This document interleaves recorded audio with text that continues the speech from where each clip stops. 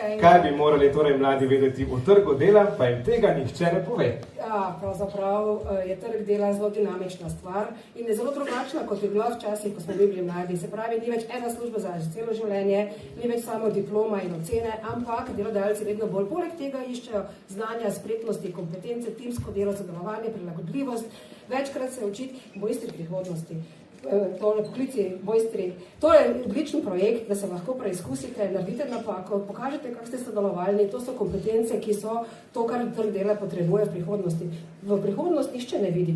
Lahko pa predvidevamo demografija, digitalizacija, zeleni prehod, to so neki trendi, ki bodo vplivali tudi na poklice prihodnosti, predvsem pa tudi mehke veščine, sodelovalnost, pripravljenost učenja, timsko delo, empatija, človeški stik. To so pa projekti, ki prav te kompetence nagovarjajo in želim vsem, da se danes preizkusite. Nobena napaka, na napakah se učimo vsi, tako da tudi to ni nobeno tekmovanje, kot je povedal kolega.